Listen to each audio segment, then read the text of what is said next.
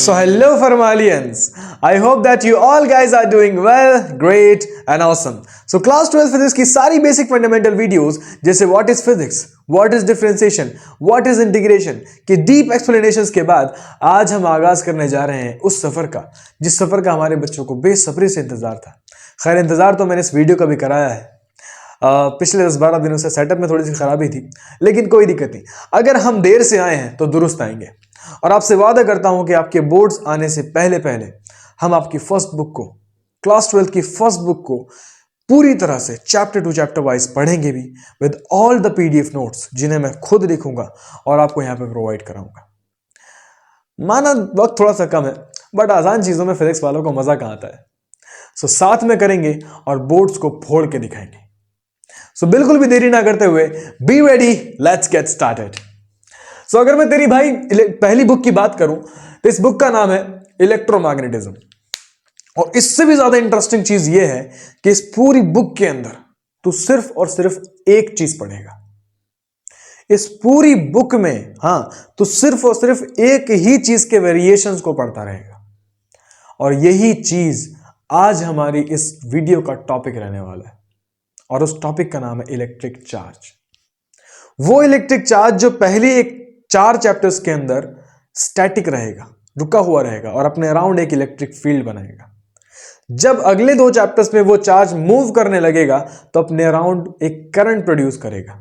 वो करंट अपने अराउंड एक मैग्नेटिक फील्ड प्रोड्यूस करेगा अगले 2 चैप्टर्स के अंदर। वो मैग्नेटिक फील्ड जब चेंज होगी तो एक ऑल्टरनेटिंग करंट बनाएगी जो लगातार वेरीड मैग्नेटिक और इलेक्ट्रिक फील्ड बनाएगी। उस मैग्नेटिक और इलेक्ट्रिक फील्ड से इलेक्ट्रोमैग्नेटिक वेव्स प्रोड्यूस होंगी। तो यकीन नहीं करेगा, लेकिन इस छोटी सी लाइन में मैंने तेरी पूरी बुक, जिसे इलेक्ट्रोमैग्नेटिज्म कहते हैं, वो पूरी बुक समझा दी। तो यही है, कहां से स्टार्ट हुई थी? इलेक्ट्रिक चार्ज से। और यही इलेक्ट्रिक चार्ज के वेरिएशंस को तूने पूरी बुक में पढ़ा है। तो आज जानते हैं कि हमारे इस हीरो के अंदर क्या क्या राज घुले हुए हैं। आज जानते हैं कि इलेक्ट्रिक चार्ज किसे कहते हैं, क्या है, क्यों इसको पढ़ने की जरूरत है। तो जानते हैं भाई इलेक्ट्रिक चार्ज क्या है। सबसे पहले मैं अगर छोटी सी सीधी सी बात करूं तो इलेक्ट्रिक चार्ज इस दुनिया के अंदर सिर्फ 2 बंदों के पास है। 2 ही ऐसी चीजें हैं जिसके पास इलेक्ट्रिक चार्ज मौजूद है। अगर मैं क्वार्क्स की बात छोड़ दूं तो सिर्फ और सिर्फ 2 ही चीज ऐसी हैं जिसके पास इलेक्ट्रिक चार्ज मौजूद है। पहला है इलेक्ट्रॉन और दूसरा है प्रोटॉन। अब सवाल यह आता है इलेक्ट्रिक चार्ज क्या है और इन्हीं 2 के ऊपर क्यों मौजूद है? तो जवाब है नेचर। इलेक्ट्रॉन और प्रोटॉन को इलेक्ट्रिक चार्ज सिर्फ और सिर्फ बाय नेचर मिला है। वो नेचुरली ऐसी प्रॉपर्टी को शो करते हैं। सारी चीजें जानेंगे, पहले एक छोटी सी डेफिनेशन की बात कर लेते हैं जो तू पेपर के अंदर लिख के आएगा और तेरा 2 नंबर पक्के हो जाएंगे। तो इलेक्ट्रिक चार्ज क्या है? The definition of electric charge is given by that it is an intrinsic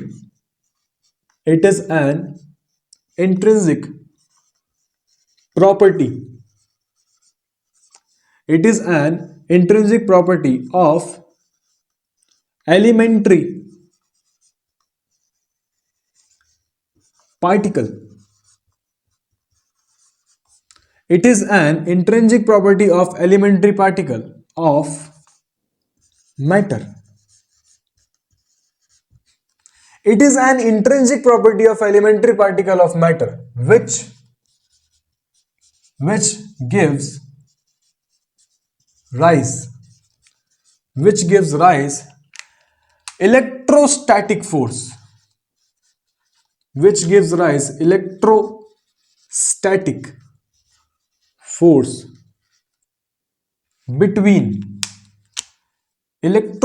force between various object.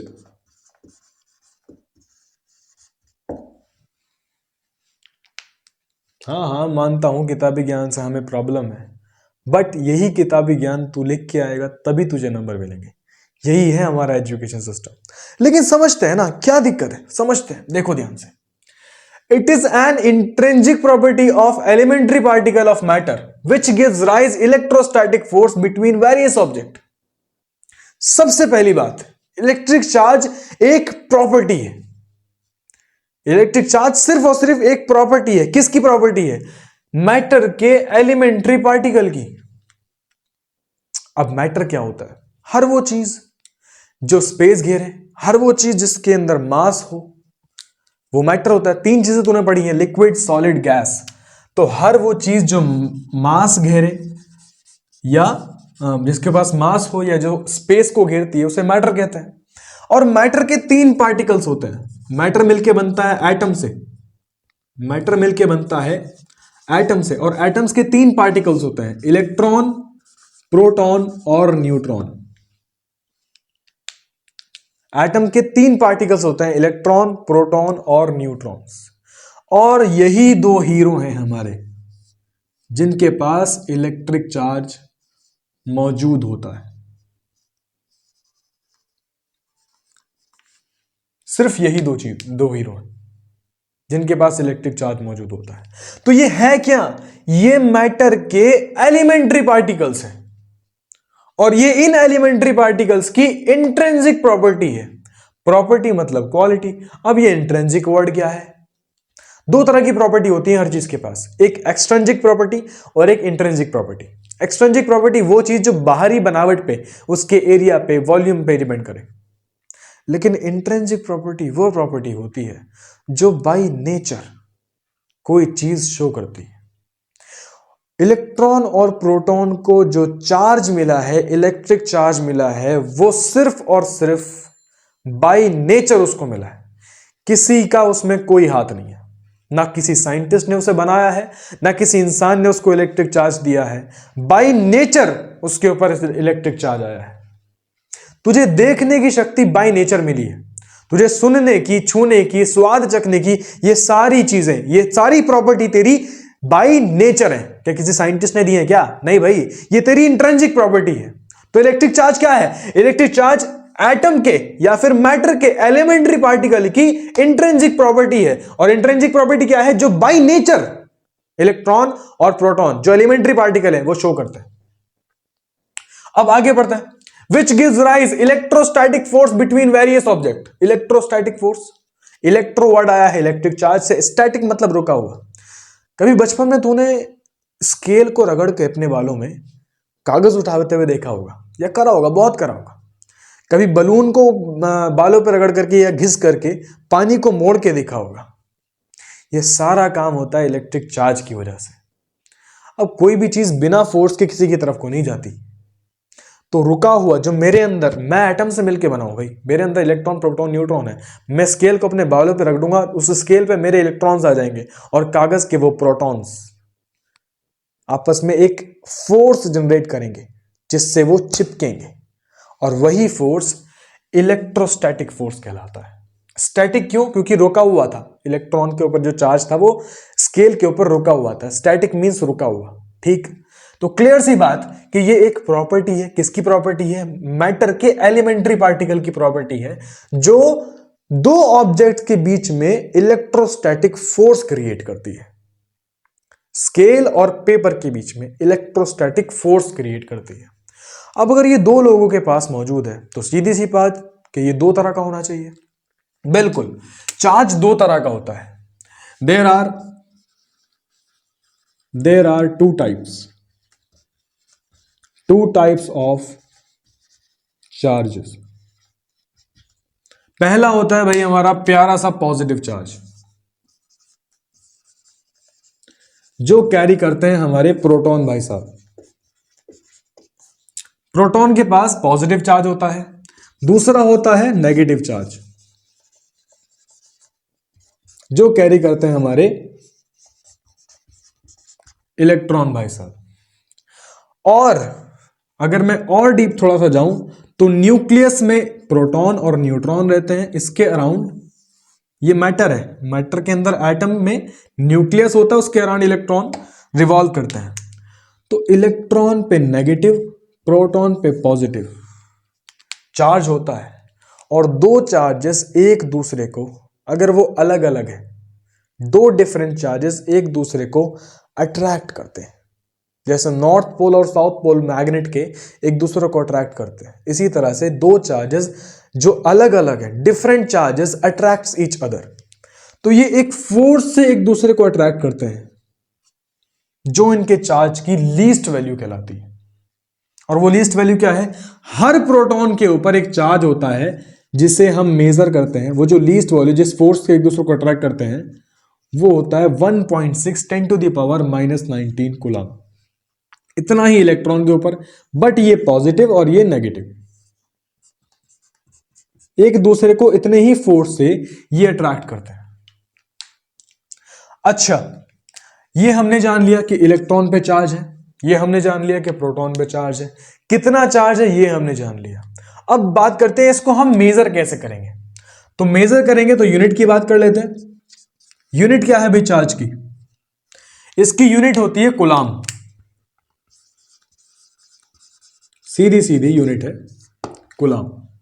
ये इसकी एसआई यूनिट है। और सीजीएस यूनिट क्या होती है भाई? सीजीएस यूनिट तुम्हारे लिए होमवर्क है, जाओ ढूंढो दुनिया में कहां है सीजीएस यूनिट इसकी। नहीं मिलेगी तो नीचे कमेंट करना, मैं तुमको दूंगा बता के, कोई दिक्कत नहीं। अच्छा, तो हम इसको नापेंगे कैसे भाई? इस इलेक्ट्रिक चार्ज को हम नापेंगे कूलम के अंदर। ठीक, बहुत सही से, बहुत आसानी से हमने ये जान लिया कि इलेक्ट्रिक चार्ज क्या होता है। इलेक्ट्रिक चार्ज सिर्फ और सिर्फ किसी भी चीज की वो प्रॉपर्टी है जिससे वो अदर चीजों को या तो अट्रैक्ट करे या रिपेल करे।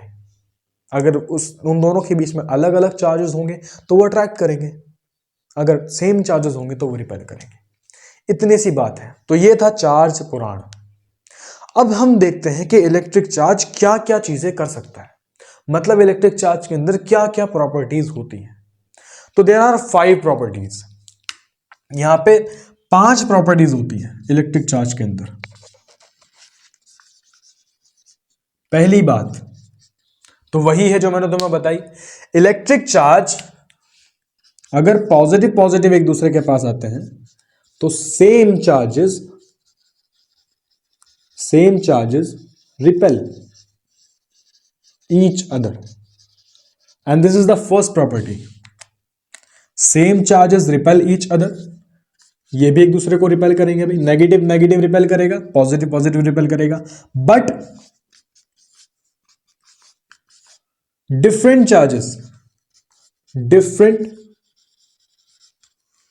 Charges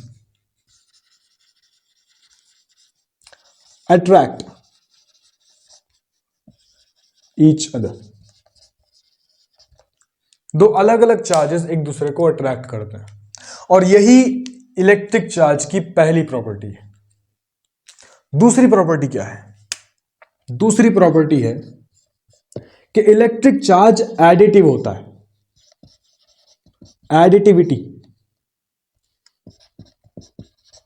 additivity of charge. बहुत सिंपल सी चीज है। जिस तरह से हम नंबर्स को ऐड करते हैं, 1 + 2 3, 2 + 3 5, 3 - 2 1, 3 / 0.5, या फिर हम कह सकते हैं 3 × 2 6। इसी तरह से हम चार्ज को भी कर सकते हैं बिल्कुल आराम से।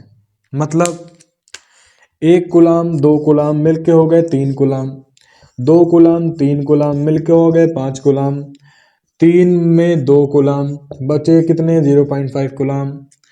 3 कूलम को 2 कूलम से मल्टीप्लाई, कितना बचा? 6 कूलम स्क्वायर। यूनिट की भी तो मल्टीप्लाई होगी। तो आराम सी चीज, जिस तरह से हम जोड़ घटा सकते हैं, मल्टीप्लाई कर सकते हैं, डिवाइड कर सकते हैं किसी नंबर की, इसी तरह से हम बहुत आसानी से इलेक्ट्रिक चार्ज को भी मल्टीप्लाई कर सकते हैं, ऐड कर सकते हैं। इसीलिए ये प्रॉपर्टीज की एडिटिविटी ऑफ चार्ज कहलाती है। और ये हम कर पाते हैं बड़ी आसानी से, क्योंकि इलेक्ट्रिक चार्ज एक स्केलर क्वांटिटी है। इलेक्ट्रिक चार्ज एक स्केलर क्वांटिटी है, ये किसी डायरेक्शन पे डिपेंड नहीं करता, इसकी कोई डायरेक्शन नहीं होती। क्लियर सी बात है। तो ये 2 प्रॉपर्टीज की हमने जान ली। 5 प्रॉपर्टी होती हैं, 2 प्रॉपर्टी हमने यहां पे जान ली। अगली प्रॉपर्टी क्या है? इलेक्ट्रिक चार्ज की अगली प्रॉपर्टी है कंजर्वेशन।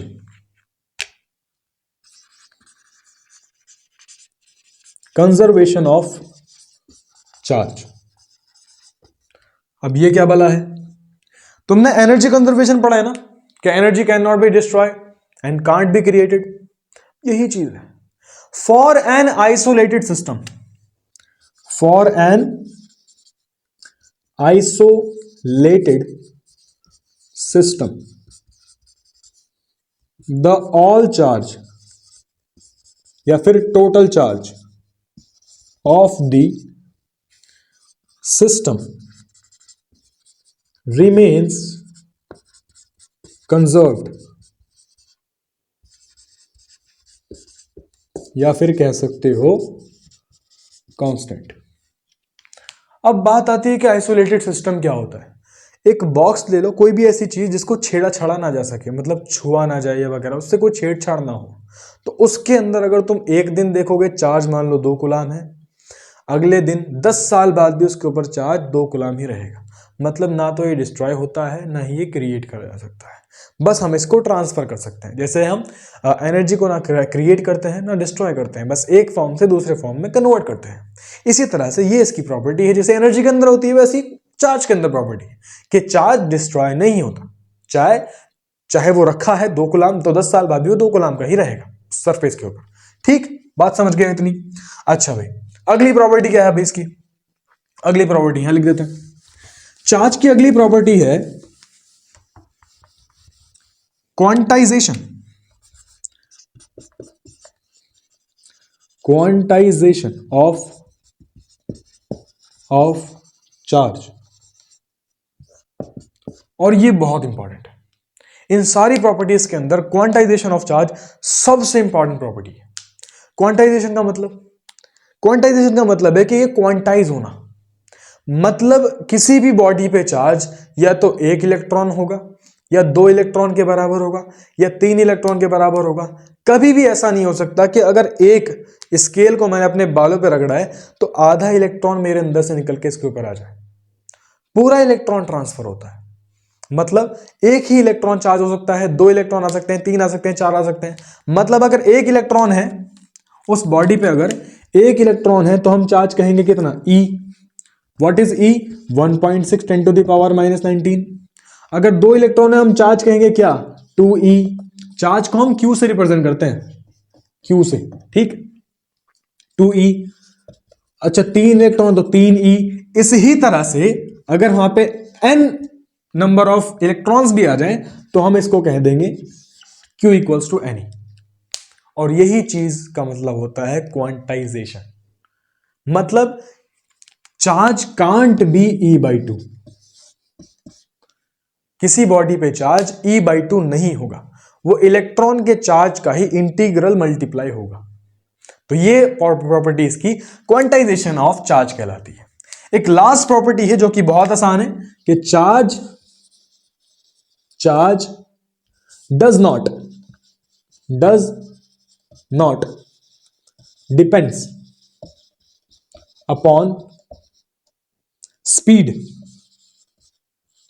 Of the object. अगर मैं हूं, मेरे ऊपर चार्ज 10 कूलाम का है, तो अगर मैं 10 किलोमीटर पर आवर की स्पीड से भाग रहा हूं तब भी वो 10 कूलाम। मेरी स्पीड पे अगर 100 किलोमीटर पर आवर की स्पीड से भाग रहा हूं तब भी मेरे ऊपर जो चार्ज है वो 10 कूलाम रहेगा। स्पीड से चार्ज का कोई मतलब नहीं, ठीक। ये एक स्केलर क्वांटिटी है, क्यू से इसको रिप्रेजेंट करते हैं। चार्ज की सबसे ज्यादा एक्सप्लेनेशन कूलाम ने दी थी, इसीलिए इसका यूनिट SI यूनिट कूलाम होता है। इसकी 5 प्रॉपर्टी। पहली कि अदर जो चार्जेस होंगे, सेम चार्जेस हैं, रिपेल करेंगे, और अनलाइक चार्जेस हमेशा एक दूसरे को अट्रैक्ट करेंगे। दूसरी प्रॉपर्टी में क्या है कि हमेशा चार्ज क्या रहेगा? एडिटिव रहेगा। इसको हम जोड़ सकते हैं, घटा सकते हैं, मल्टीप्लाई कर सकते हैं, इसको हम डिवाइड कर सकते हैं। तीसरी प्रॉपर्टी, चार्ज हमारा हमेशा, तीसरी प्रॉपर्टी क्या थी? Conservation of charge. कंजर्वेशन मतलब कि किसी भी आइसोलेटेड सिस्टम के अंदर अगर चार्ज रखा है तो उसके छेड़छाड़ करे बिना चार्ज हमेशा कंजर्व रहेगा, कभी भी उसके अंदर चार्ज ना तो डिस्ट्रॉय होगा ना ही बनेगा। क्लियर सी बात। चौथी प्रॉपर्टी क्या है? Quantization of charge. क्वांटाइजेशन का मतलब है कि किसी भी चीज पर अगर चार्ज को ट्रांसफर करना है तो चार्ज ट्रांसफर पूरे इलेक्ट्रॉन के फॉर्म में होगा। कभी भी ऐसा नहीं होगा कि 1.6 10 टू द पावर -19 में से कुछ चार्ज ट्रांसफर हो गया। क्लियर हो गई बात? तो इसको हम बोलते हैं क्वांटाइजेशन ऑफ चार्ज। पांचवी चीज है कि चार्ज कभी भी स्पीड पर डिपेंड नहीं करेगा। बहुत सही से। तो ये था चार्ज पुराण पूरी तरह से। अब एक बात छोटी सी और बता देता हूं तुम्हें मैं कि ट्रांसफर करने का क्या मतलब है। जिस तरह से तूने यहां पे अभी स्केल को अपने बालों पर रगड़ के चार्ज को ट्रांसफर किया था ना, ये 3 तरह से हो सकता है। Transfer of charge can be do by, जो ट्रांसफर है चार्ज को हम एक बॉडी से दूसरी बॉडी पे ट्रांसफर कर सकते हैं 2 तरह से, नहीं 3 तरह से कर सकते हैं। एक तो हो गया तुम्हारा इंडक्शन, एक होता है इंडक्शन, दूसरा हो गया कंडक्शन, और तीसरा जो तूने अभी करा था फ्रिक्शन। अभी देखते हैं इंडक्शन, कंडक्शन और फ्रिक्शन में क्या मतलब है। अगर तू क्या करे, मान ले तेरे पास एक बॉडी है ए, एक बॉडी है ए और एक बॉडी है बी। पहली बात, इससे चार्ज का ट्रांसफर सिर्फ Q इक्वल्स टू एनी के फॉर्म में होगा। या तो 1 इलेक्ट्रॉन जाएगा, 2 इलेक्ट्रॉन जाएगा, 4 इलेक्ट्रॉन जाएंगे, n इलेक्ट्रॉन जाएंगे, तो इतना ही चार्ज जाएगा। कभी भी ऐसा नहीं होगा कि आधा इलेक्ट्रॉन जाएगा। ये काम तू 3 तरह से कर सकता है। पहला, फ्रिक्शन से तूने करा था, दोनों बॉडीज को आपस में रगड़ दे, फ्रिक्शन से चार्ज ट्रांसफर हो जाएगा। दूसरा, कंडक्शन। कंडक्शन में क्या था भाई, यहां से एक तार को ले, कंडक्ट करा दे, चार्ज यहां से ट्रांसफर हो जाएगा। कंडक्शन समझ में आ गया। तीसरी चीज इंडक्शन। इंडक्शन मतलब तू एक में चार्ज या करंट को फ्लो करा, इसके अंदर चार्ज खुद ब खुद आ जाएगा। अगर इसके पास तो इसको लाके रखता है, आगे पीछे करता है बस। तो ये चीज सीधी सीधी और कुछ नहीं है। चार्ज के बारे में हमने जितनी भी चीजें थी वो सब पढ़ ली। चार्ज, इलेक्ट्रिक चार्ज के लिए तुझे और कुछ देखने की जरूरत नहीं है, सब कुछ इलेक्ट्रिक चार्ज के अंदर इस वीडियो में तूने पढ़ लिया है। तो अब तू इसका स्क्रीनशॉट ले ले सही से। हाँ भाई, आज के लिए इतना ही, और आगे हम इलेक्ट्रिक चार्ज एंड फील्ड के सारे डेरिवेशंस, सारे डेफिनेशंस और विद न्यूमेरिकल्स सारी बातें कवर करने वाले हैं। और लास्ट में एक 1 शॉट वीडियो में डालूंगा जिसके नीचे मैं अपनी पूरी पीडीएफ जो मैंने खुद लिखी होगी उसके पीडीएफ नोट्स डाल दूंगा। फिलहाल आज के लिए इतना ही। अब तो पढ़ ले मेरे भाई, ठीक है चल पढ़ ले, बहुत हो गया।